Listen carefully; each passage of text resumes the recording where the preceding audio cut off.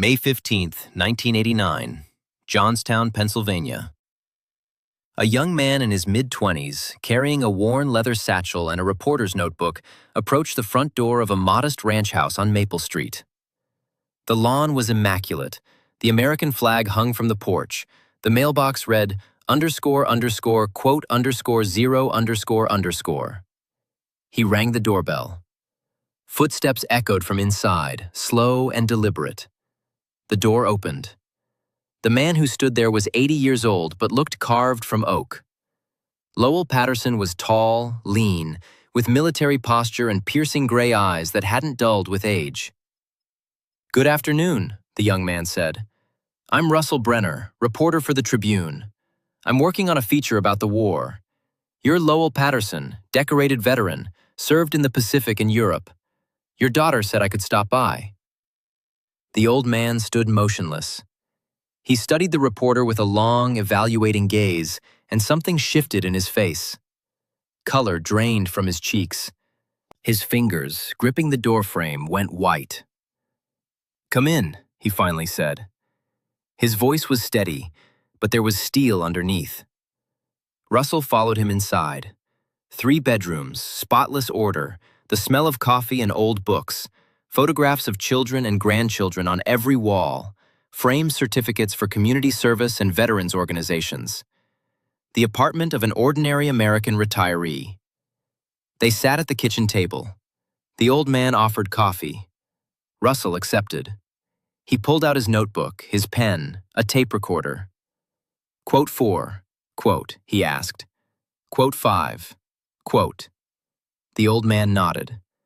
And then Russell said the words that changed everything. Quote 6, quote. Silence. Long, heavy, ringing silence. The tape recorder hummed softly, capturing nothing but breath. The old man didn't deny it, didn't get angry, didn't order him out.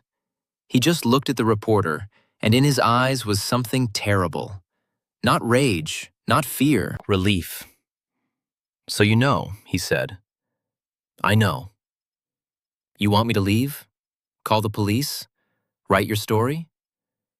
The old man shook his head. "I want to tell you, myself, everything. You're the first person in 44 years who's figured it out.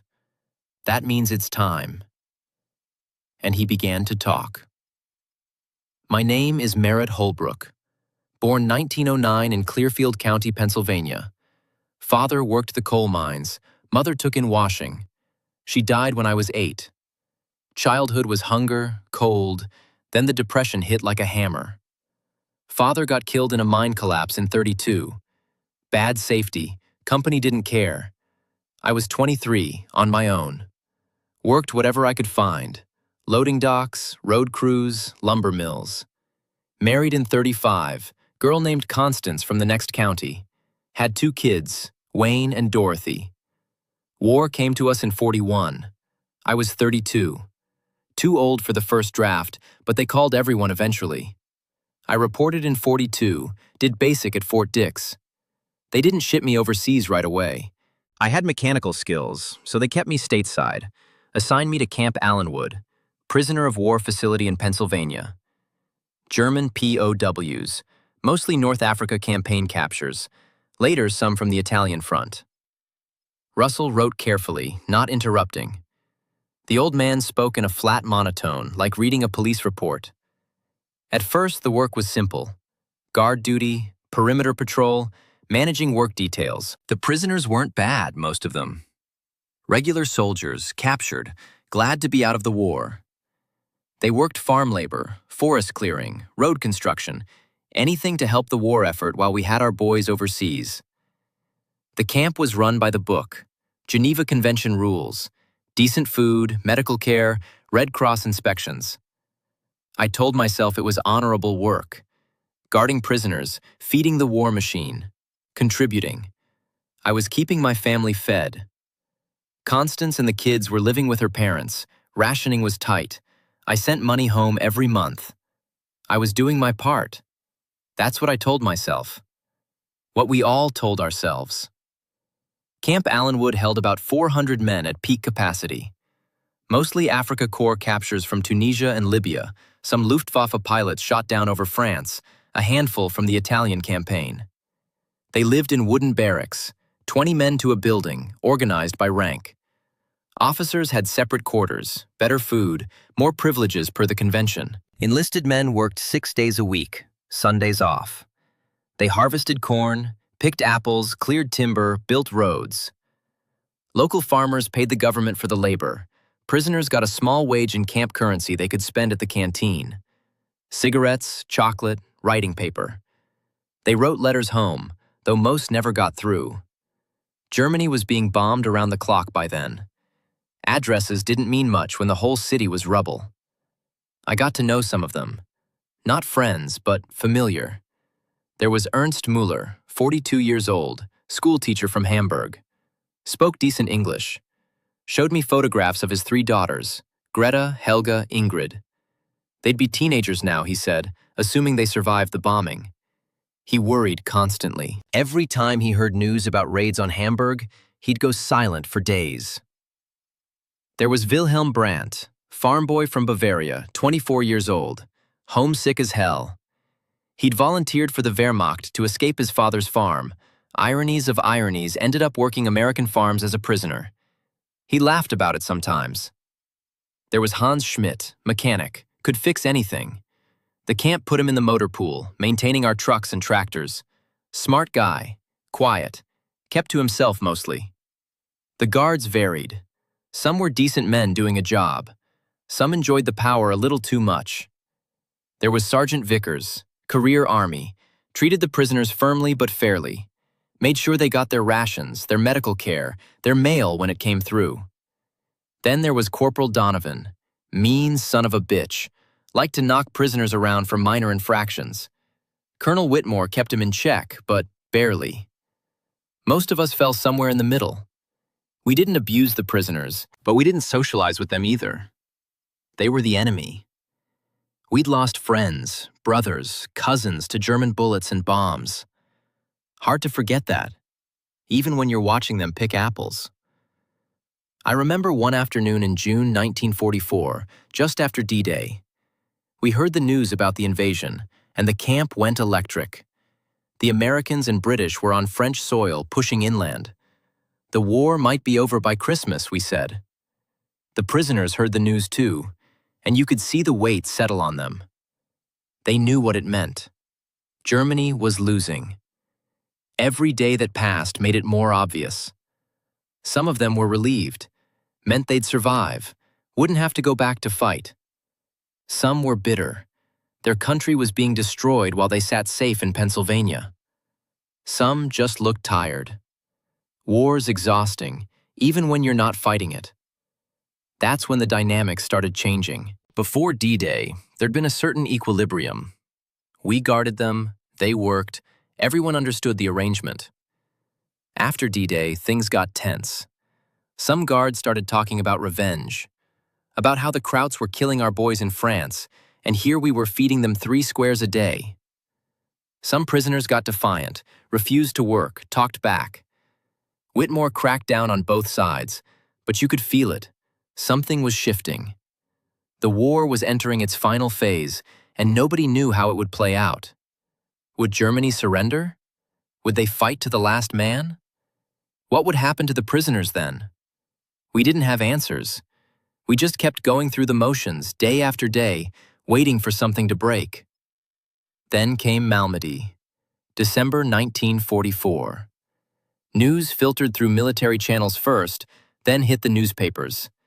SS troops had massacred 84 American POWs in Belgium, lined them up in a field and shot them, left the bodies in the snow. The photographs made it into Stars and Stripes. I remember seeing them. Young American soldiers, faces frozen, blood black against white snow. Could have been me. Could have been any of us. The camp erupted. Guards wanted blood. Some of them talked openly about taking revenge on our prisoners. Whitmore had to call a formation, remind everyone that we were U.S. Army. We followed the rules. We didn't sink to the level of the SS. He threatened court-martial for anyone who touched a prisoner. It calmed things down. For a while. But the anger didn't go away. It simmered. Every time we looked at the prisoners, we thought about Malmedy. Every time we handed out their rations, we thought about American boys dying in the snow. The prisoners could feel it. They got quieter, more careful. They knew the guards were looking for an excuse. Smart ones kept their heads down, didn't make eye contact, did their work without complaint. But tensions were high. All it would take was one incident, one excuse, and everything could blow up. We all knew it. We were sitting on a powder keg waiting for a spark. February 1945. The spark came. Intelligence flagged 12 prisoners as suspected SS. No definitive proof, but inconsistencies in their paperwork, suspicious tattoos, things that suggested they weren't regular Wehrmacht. They got segregated into a special barracks, extra guards, extra restrictions. The rest of the prisoners noticed. Whispers went around. Some said the 12 were SS killers trying to hide. Some said it was a setup. Nobody knew for sure. The timing wasn't coincidental. 2 months after Malmedy, command wanted examples made. Colonel Whitmore called a meeting. Officers and senior NCOs only. I'd made corporal by then, so I was there. About 30 of us in the administration building. Whitmore closed the door, locked it. That should have been my first warning. He told us there'd been pressure from above. Not written orders, nothing ever written down. But pressure. Questions from Washington about why we were treating enemy prisoners so well when Americans were dying in German camps. Questions about discipline, about making examples. He said the 12 suspects had attempted escape, that they'd assaulted guards, stolen weapons, posed an immediate threat. It was a lie. We all knew it was a lie. There'd been no escape attempt, but Whitmore presented it as fact, and we didn't challenge him. He said they would be dealt with according to military justice. Shot while attempting to flee. Justified use of lethal force. He needed volunteers for the firing squad. 6 men. Nobody raised their hands. We all stared at our boots. The silence stretched. Then Whitmore started pointing. You, you, you, you, you, you. I was the 5th man he pointed to. Report to the armory at 0500 tomorrow, he said. Dismissed. I didn't sleep that night. Lay in my bunk, staring at the ceiling, listening to other guards snoring. Thought about refusing. Thought about going to Whitmore, saying I couldn't do it. Moral objection. Whatever excuse might work. But I didn't. Fear kept me quiet. Fear of court-martial, fear of prison, fear of losing my job and my ability to support Constance and the kids. Fear of being branded a coward. So I showed up at 0500. All 6 of us did. We drew our rifles from the armory. M1 Garens, standard issue. The armorer issued us 8 rounds each. Chamber 1, keep the rest in your clips, he said. You won't need more than 1. We marched to the back corner of the compound, the tool shed area. Isolated, out of sight from the main camp. The 12 prisoners were already there, hands bound behind their backs. No blindfolds. Whitmore wanted them to see it coming. Merritt stopped talking. He got up, walked to the kitchen sink, splashed water on his face. Stood there for a minute, gripping the counter. When he turned back, his eyes were red. Quote, 11. He sat back down heavily. Quote, 12. Quote, 13. Quote, 14. Quote, 15. Quote, 16. Merritt stopped again, poured himself more water, drank it in one long swallow. Russell had stopped writing. His pen lay on the table, forgotten. He was staring at Merritt, pale. The tape recorder kept recording. Merritt looked at him. Lowell, or rather Merritt, stood from the table. He walked to the window, looked out at the peaceful suburban street, at children playing basketball in a driveway. He turned back to face the reporter. Quote 19, quote, he asked. Russell nodded. Quote 20. Quote 21. Merritt sat back down. Quote 22. He paused. Quote 23. Merritt stopped. He poured himself water from a pitcher, drank slowly. His hands were steady. Quote 24. He went quiet again. Quote 25. Merritt stopped speaking. For the first time, his voice cracked. Quote 26. Russell had stopped writing. He was staring at the old man, pale. The tape recorder kept recording. He took a breath.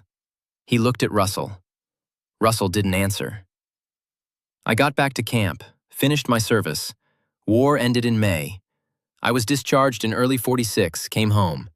Got a job at the steel mill. Settled back into civilian life. And I thought that was it. I thought I'd buried it. The war was over. Those men were dead. I had a family to support. I could forget. But you can't forget. Not really. The dreams started within months. I'd see them. The 12 men against the wall. Ernst with his 3 daughters. The thin blonde guy looking at me. In the dreams, I'd try to lower the rifle, but my hands wouldn't move. I'd try to shout, "Stop," but no sound came out.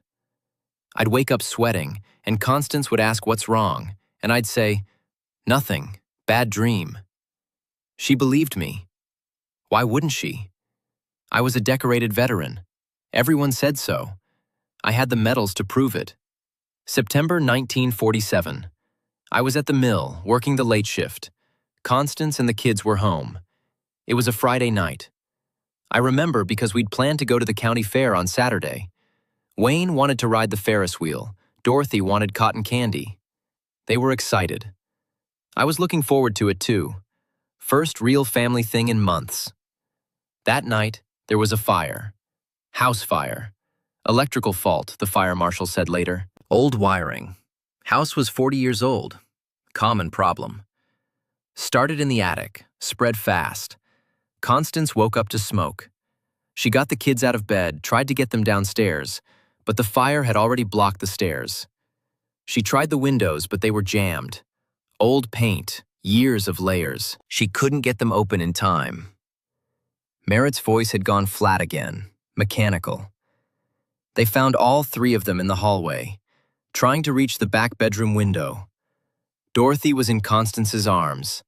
Wayne was right behind them. Smoke inhalation got them before the fire did. Small mercy, they said.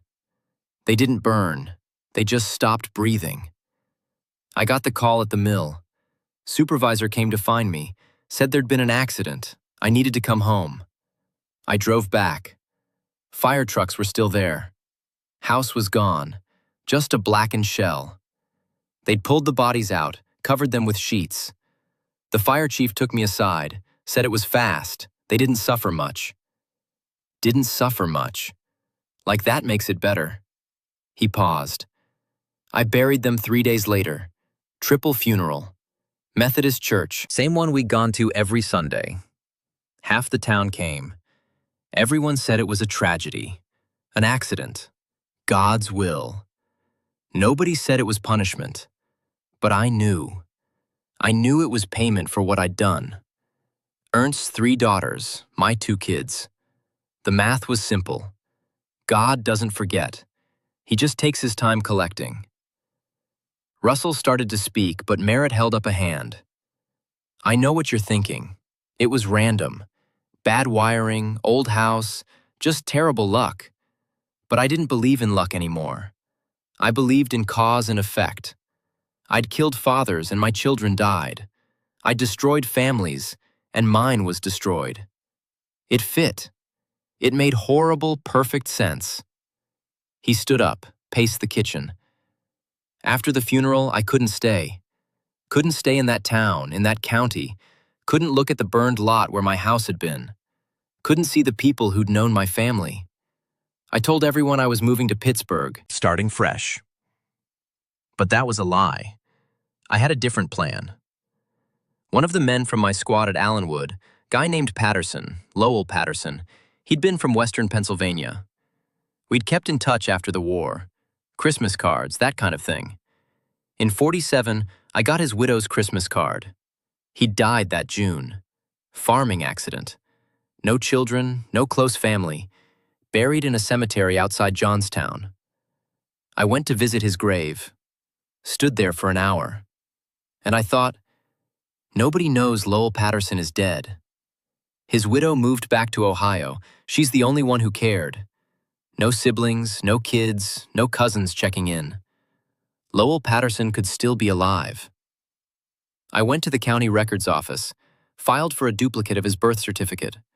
Said I'd lost mine, needed it for veterans' benefits. Clerk didn't question it. I had my discharge papers from Allenwood. I knew his service number, his unit, his dates. I became him. Merritt Holbrook died in a rooming house in Pittsburgh that winter. Heart attack, they said. Nobody claimed the body. He was buried in Potter's Field. But Merritt Holbrook was me, and I wasn't dead. I was Lowell Patterson, living in Johnstown, working at the steel plant, starting over. Clean slate, new man, no dead family, no murdered prisoners, no guilt. Except the guilt came with me. You can't leave that behind. It's not in a place, it's in you. Merritt sat back down. His coffee had gone cold. I met Nadine in 1949. She was a waitress at a diner I went to for lunch. Sweet woman, kind, quiet. She'd lost her husband in the Pacific, Battle of Okinawa. We were both damaged people, looking for someone to patch the holes. We started dating. I told her I was Lowell Patterson, veteran, worked at the mill, had no family left. All true, except the name. We married in 1950, had 2 kids, Eileen and Victor. Raised them in this house right here. Taught them to ride bikes on this street. Took them to church every Sunday. Little league games, school plays, family dinners. Normal American life. Good life. And every single day, I lied to them. Every single day, they called me Dad, and I was a man who didn't exist.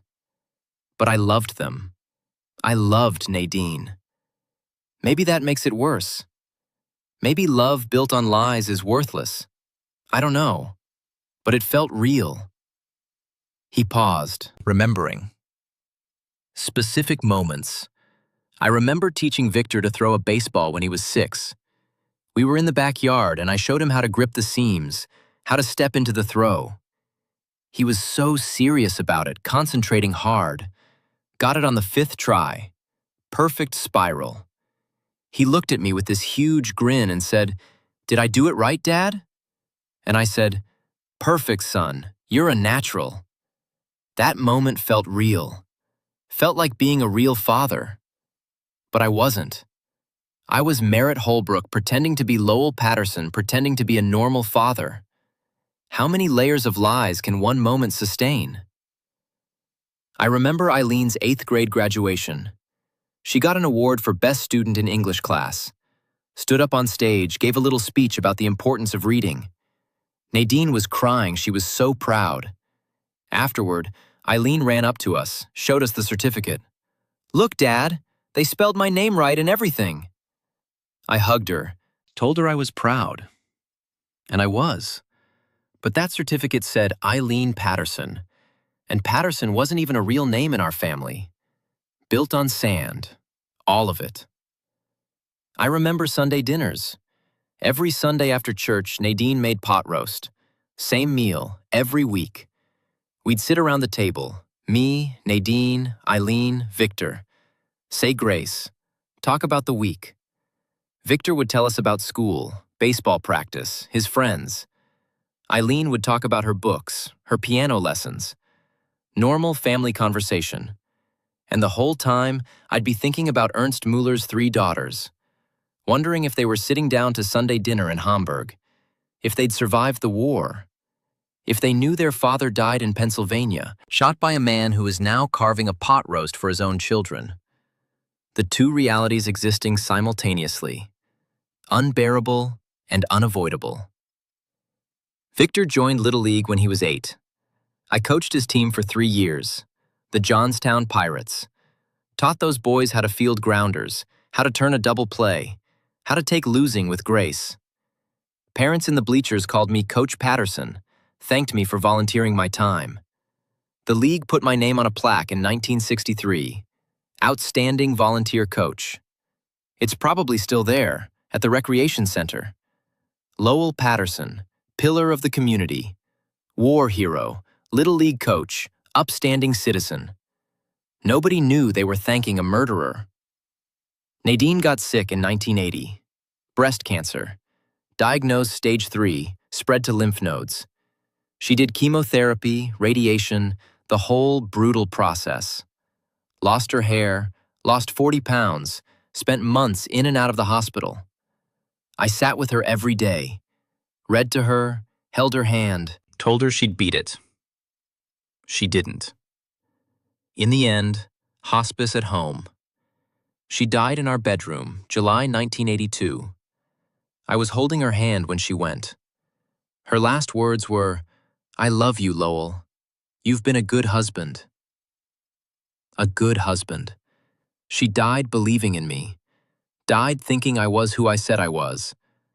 I should have told her the truth, given her a chance to know who she'd actually married. But I didn't. Let her die in ignorance. Maybe it was kinder that way. Or maybe I was just a coward one more time. Nadine died in 1982. Cancer.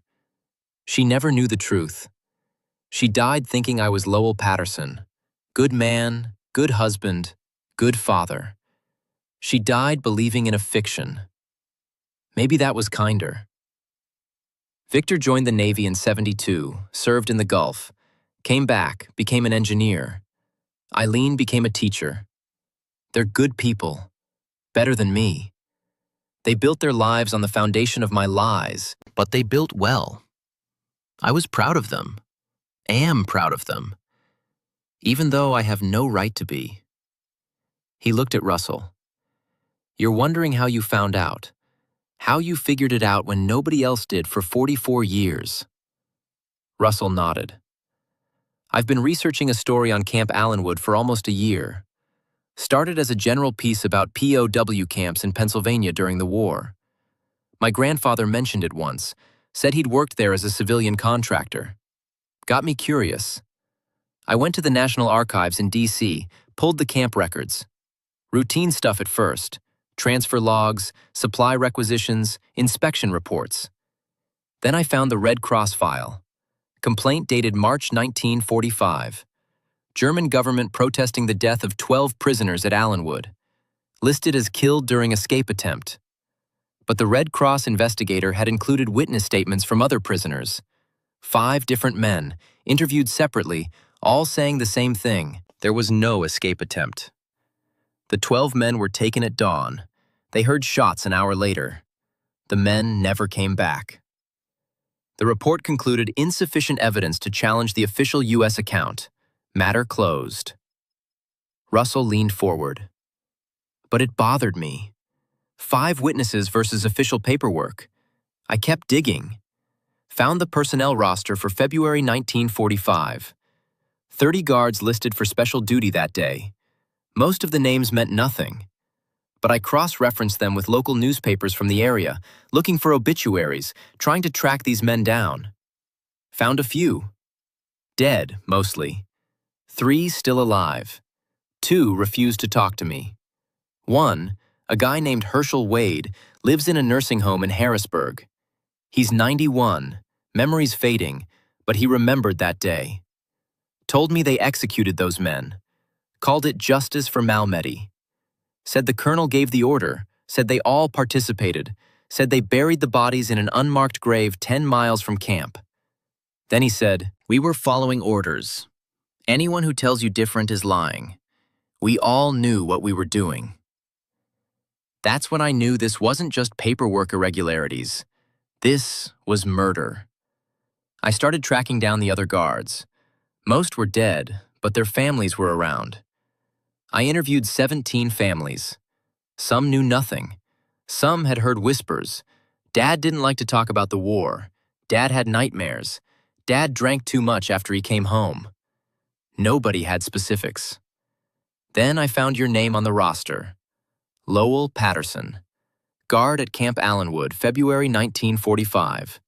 Present during the incident. I pulled your service record. Looked solid. Clean discharge, honorable service.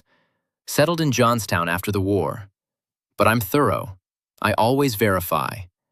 I requested Patterson's birth certificate, his school records from Clearfield County. The birth certificate was fine, but the school records were thin. Just attendance logs, no report cards, no teacher notes. Strange for a small-town school. They usually kept everything. Then I checked employment records. The personnel file said Patterson worked at a lumber mill before the war. But the lumber mill had burned down in 1953, records destroyed. Convenient. I kept pulling threads.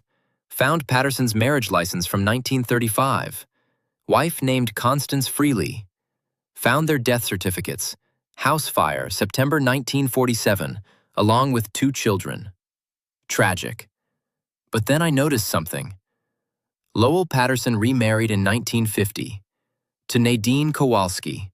That's you and your wife, right? Merritt nodded slowly. Right. But here's the thing.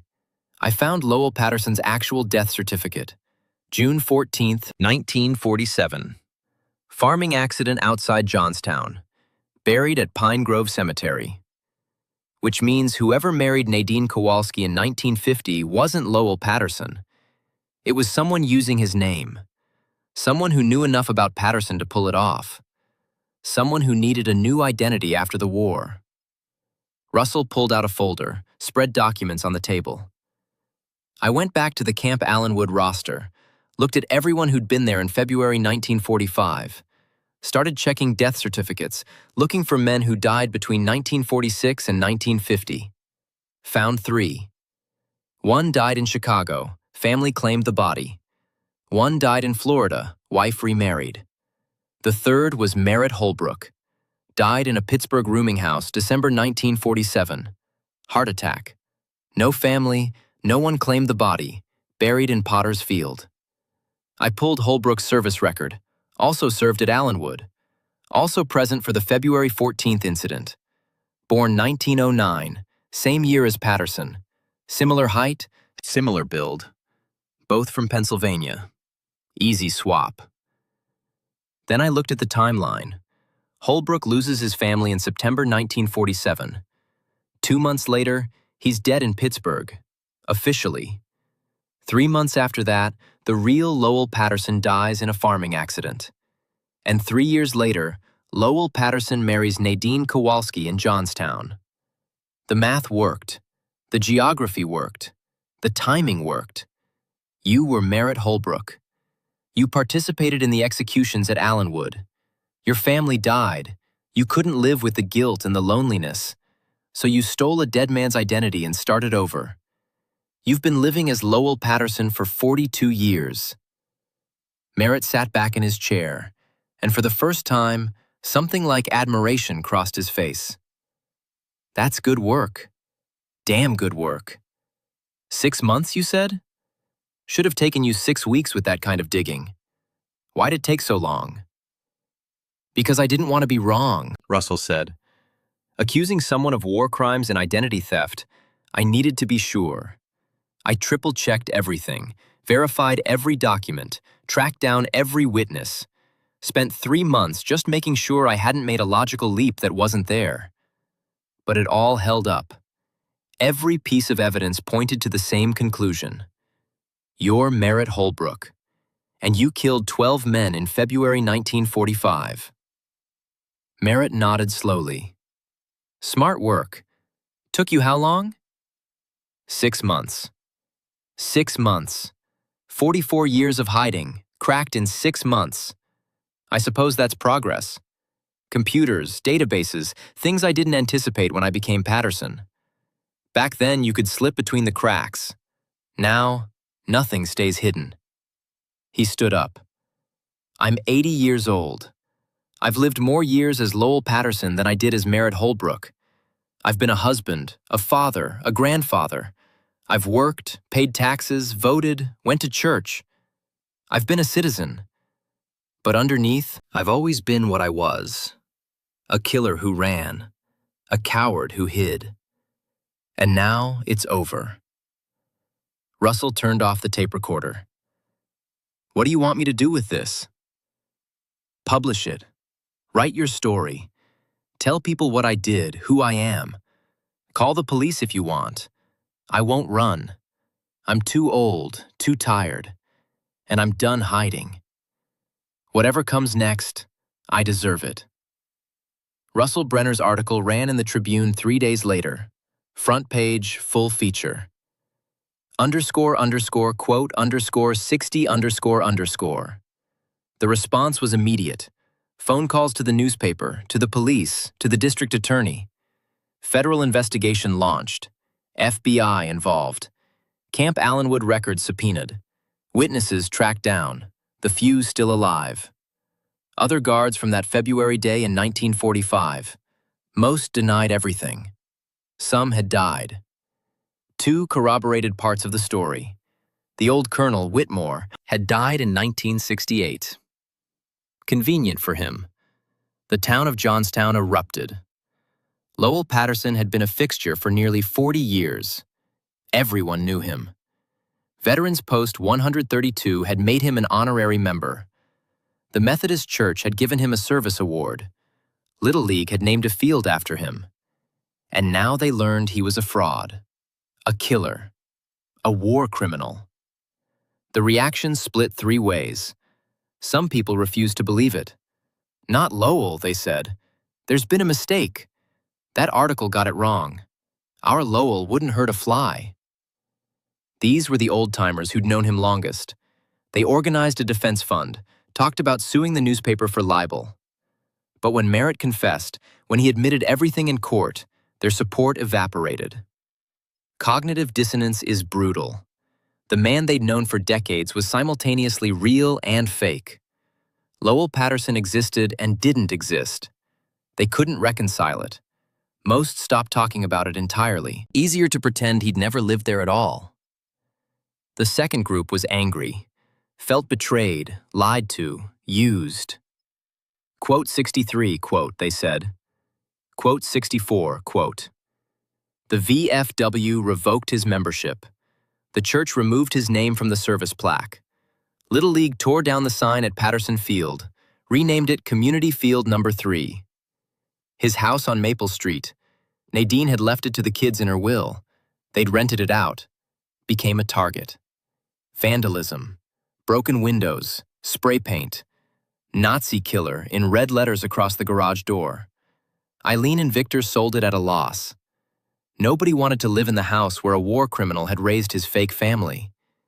It stood empty for 2 years before someone finally bought it, tore it down, built new construction, erasing even the physical traces. The third group was philosophical. War makes monsters of ordinary men, they said. What he did was terrible, but it was wartime. Different rules. And he's paid his price, lost his real family, lived with guilt for decades. Now he's going to die in prison. That's punishment enough. These were mostly younger people, no direct connection to World War II, able to see it as history rather than personal affront.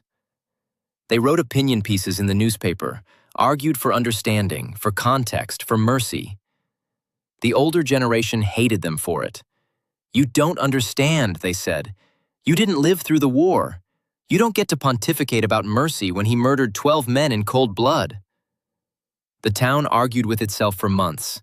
Families split over it. Friends stopped speaking. Johnstown had always been a place where everyone knew everyone, where community mattered. Merritt's exposure fractured that, revealed fault lines nobody knew existed. Nadine's relatives were devastated. Her sister Ruth gave an interview. My sister died thinking she'd married a good man, a war hero, a loving husband. She never knew the truth. I'm glad she never knew. It would have killed her to learn she'd built her life on a lie. She paused. But I keep thinking, Did he love her? Or was she just part of his disguise? I want to believe he loved her. But how can you trust anything about a man who lied about his own name? The interviewer had no answer. Neither did anyone else. Merritt was arrested June 2, 1989, charged under the War Crimes Act. Unusual prosecution, rarely used but applicable. The evidence was his own confession, the witness testimony, the records from the camp. His lawyer argued statute of limitations, argued he'd lived an exemplary life for 40 years, argued diminished capacity, argued mercy for an old man. The prosecution argued war crimes have no statute of limitations, argued that building a false life on stolen identity doesn't erase murder, argued that justice delayed is not justice denied. The trial was in Pittsburgh, federal courthouse, lasted 3 weeks, media circus. World War II veterans groups split down the middle. Some said Merritt was a monster who deserved punishment. Some said it was wartime, following orders, different era, let it go. Legal experts debated. Historians weighed in. Ethicists wrote opinion pieces. The country argued with itself.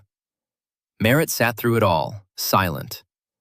He testified on his own behalf, told the same story he'd told Russell, admitted everything, didn't try to justify, didn't beg for mercy, just stated facts. When the prosecutor asked if he felt remorse, he said, "I feel regret.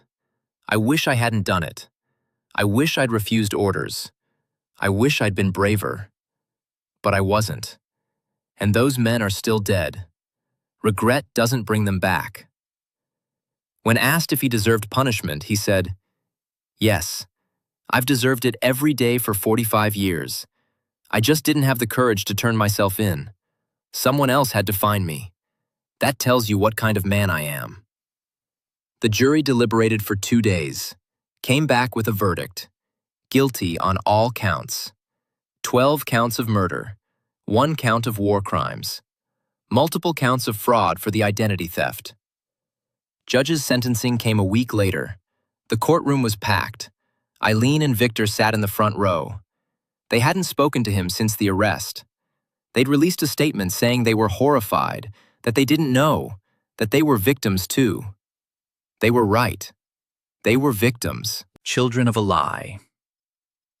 "Merritt Holbrook," the judge said, "you have been found guilty of heinous crimes committed during wartime service.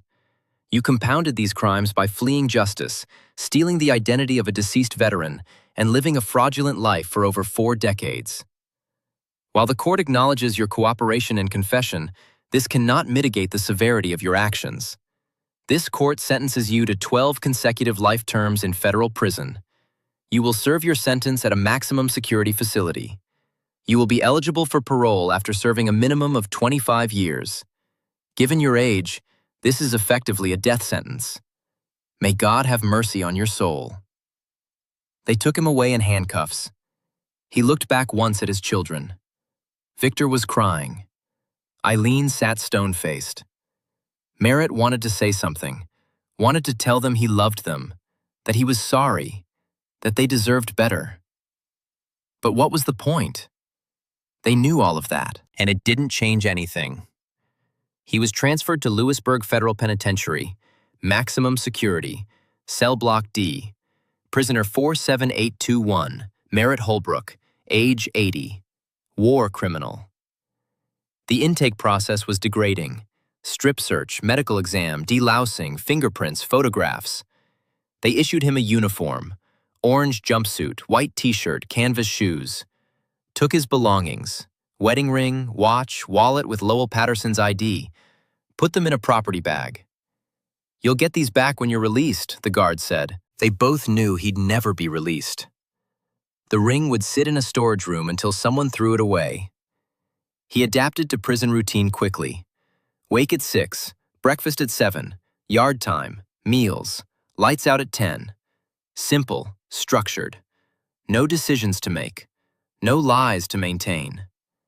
In a way, it was easier than freedom. His cell was 8 by 10 feet. Concrete walls, steel door, single window 4 inches wide. Bed bolted to the floor. Toilet without a seat. Small metal desk, 3 shelves. No privacy, no comfort, no luxury. But clean.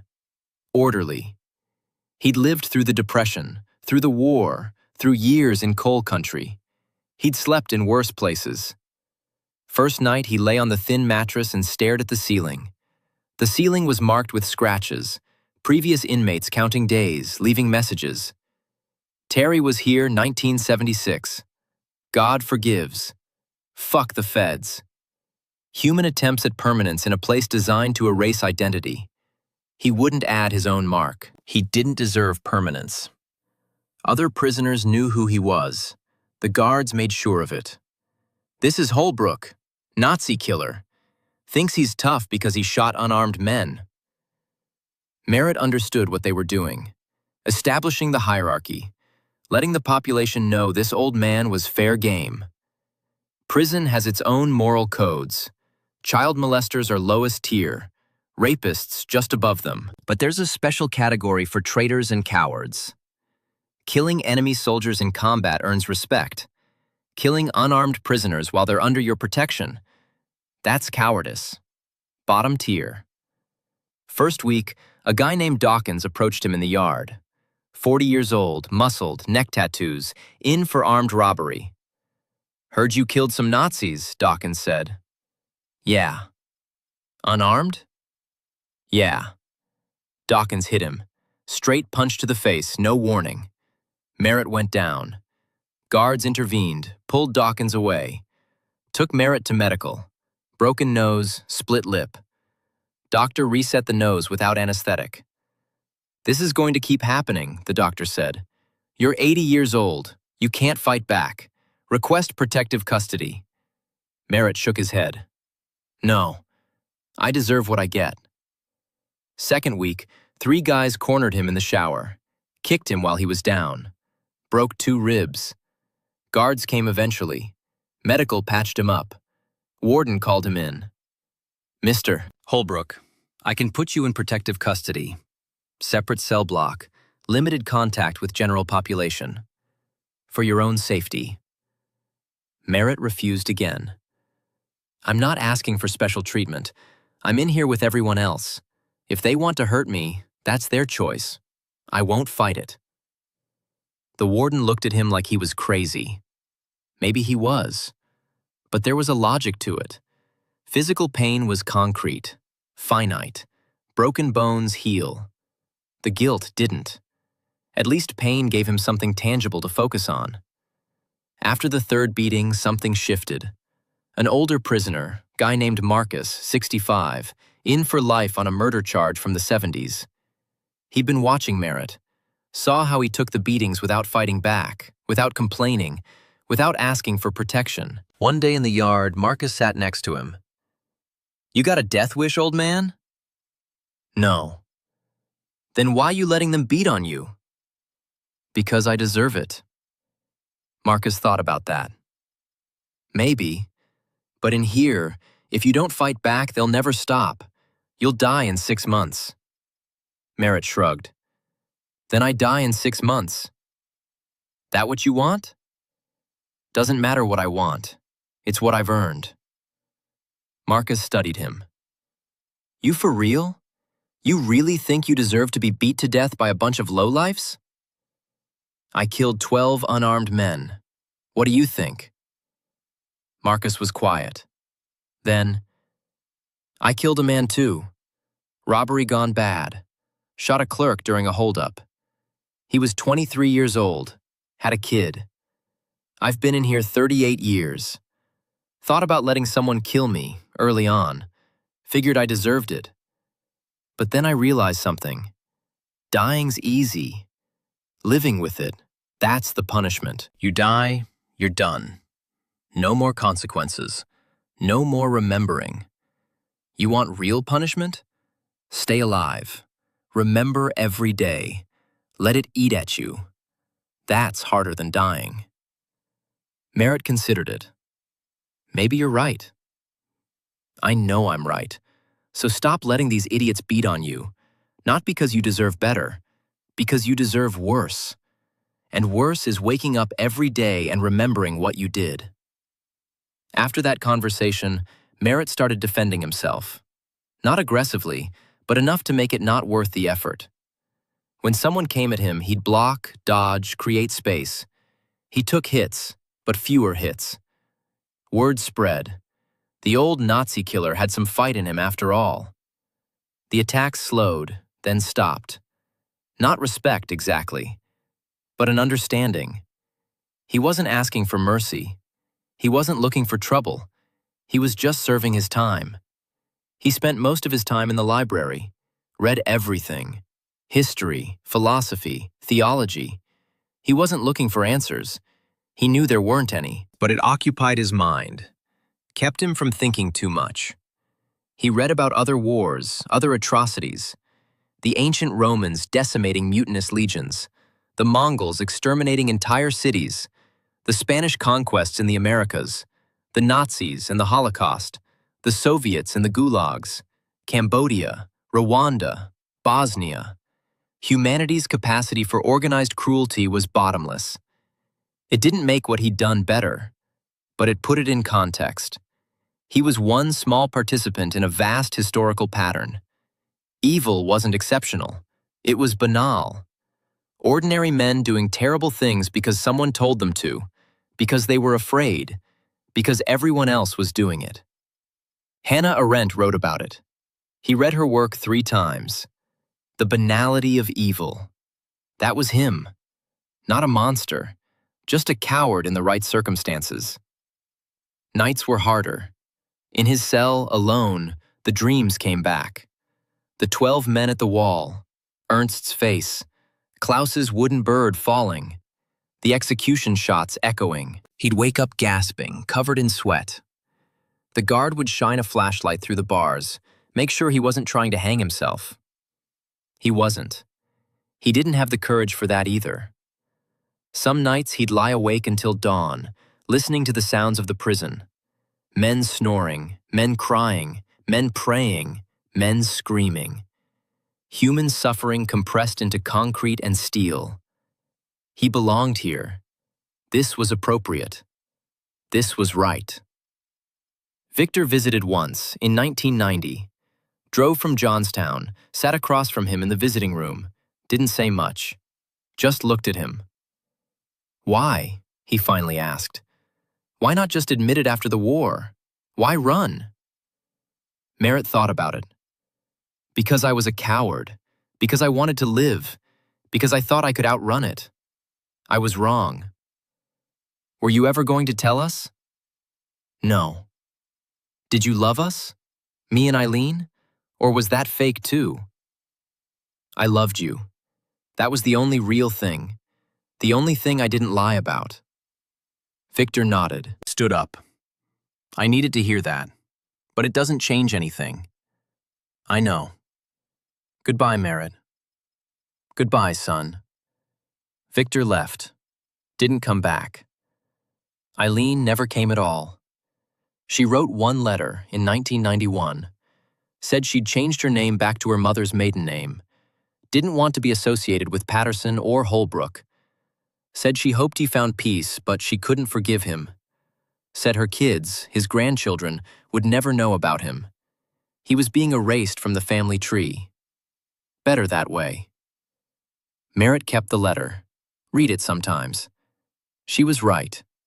Better that way. Children shouldn't carry the sins of their fathers. The years passed. 1992, 1993, 1994. Prison routine. Library, meals, yard time, sleep, dreams, repeat. His health declined. Diabetes, heart trouble, arthritis.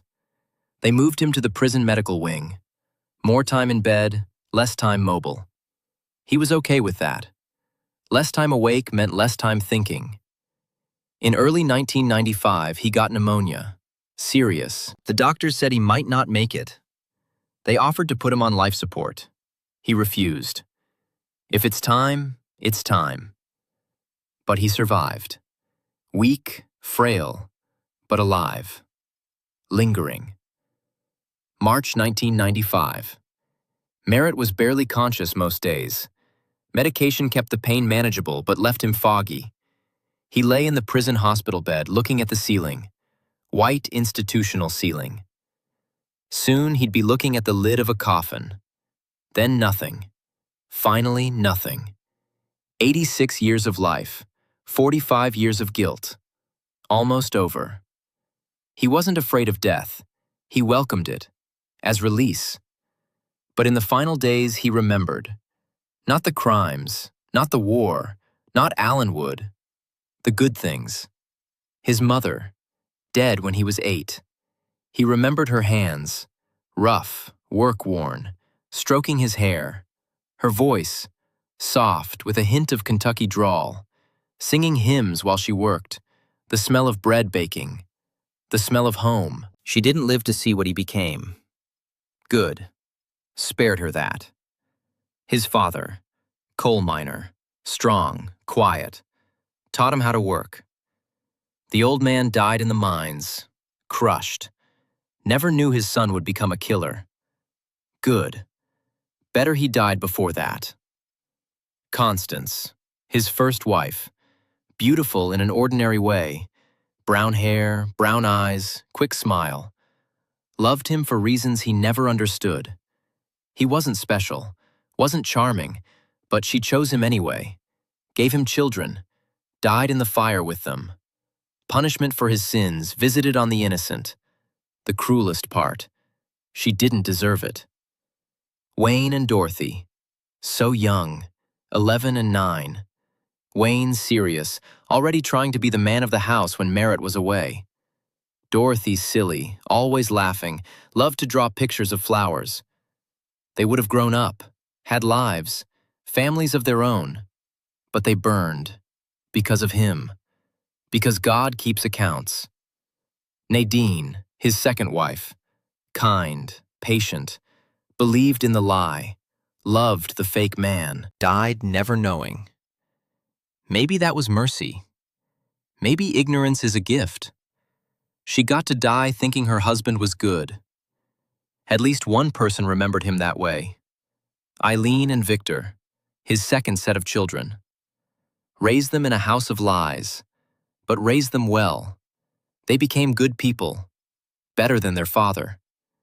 They rejected him when they learned the truth. Right choice. They should have. He didn't deserve their love. On the evening of March 15th, Victor came to the prison. Unexpected. He'd driven from Johnstown. 6-hour drive. The guards brought him to the hospital ward. Merritt opened his eyes, saw his son. Red-haired, freckled, middle-aged now. Civilian clothes. Looked tired. Son. Hello, Merritt. Victor sat in the chair next to the bed. They were quiet for a long time. Then Victor spoke. I wasn't going to come. Told myself I didn't care if you died. But then I realized this was the last time. Last chance to say anything. Felt like I needed to. Merritt nodded faintly. Thank you for coming. I haven't forgiven you. I know. Don't ask you to. But you're my father, biologically. That's not something I can erase. Merritt almost smiled.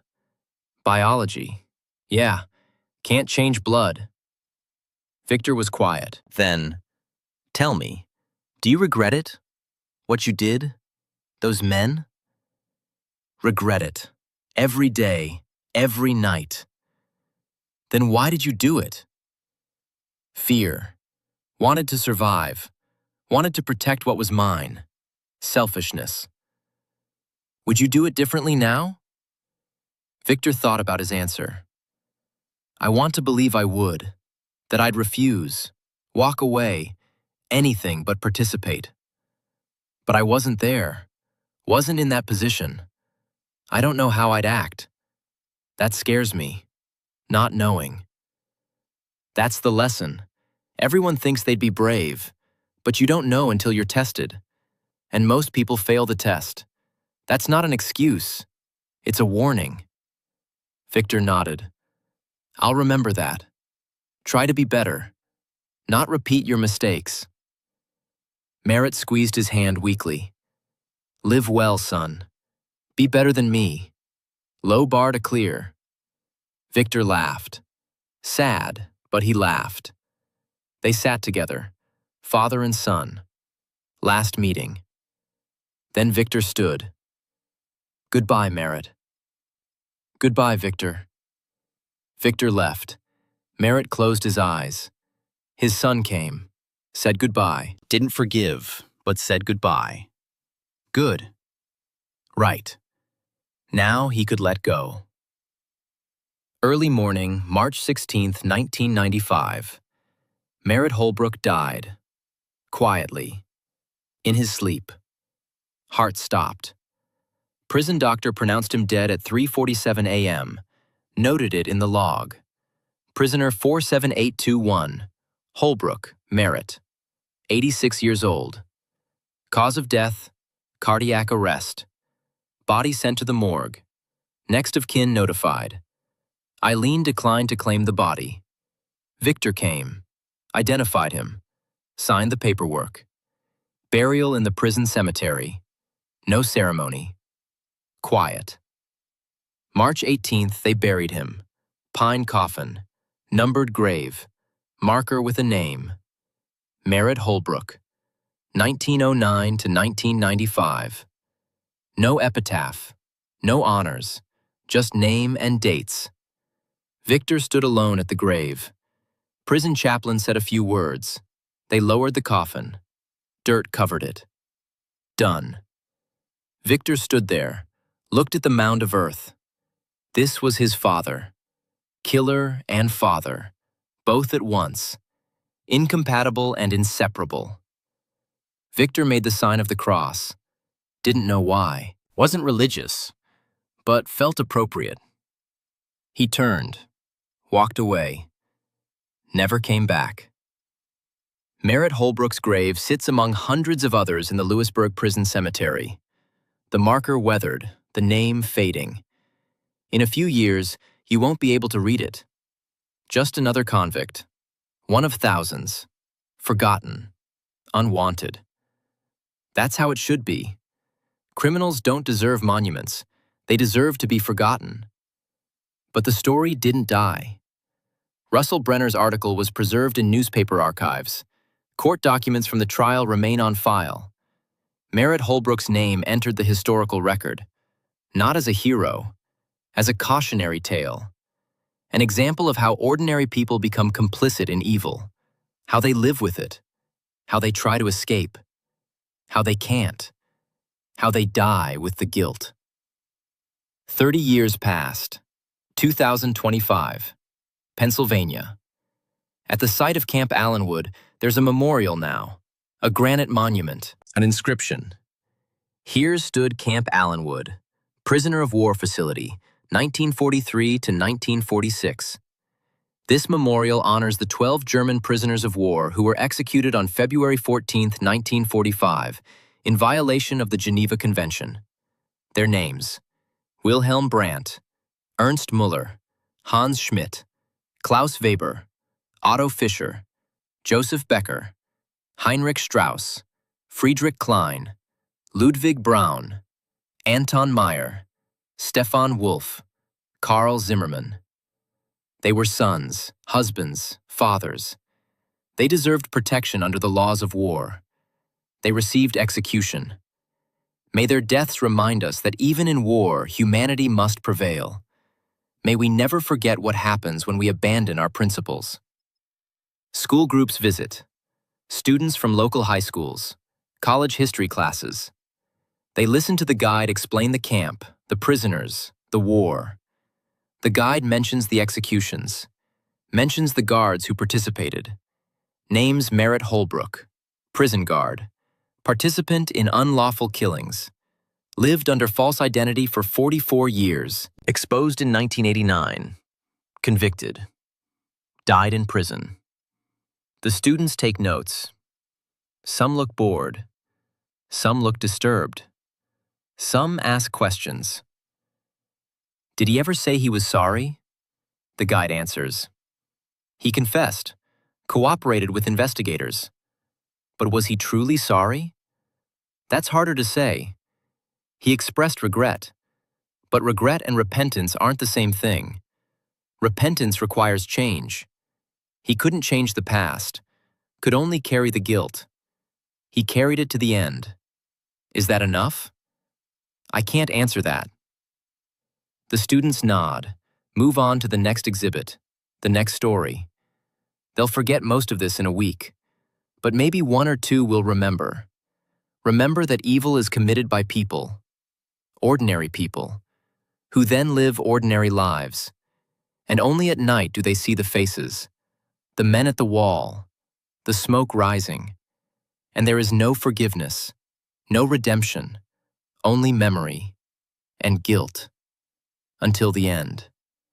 Until the very end.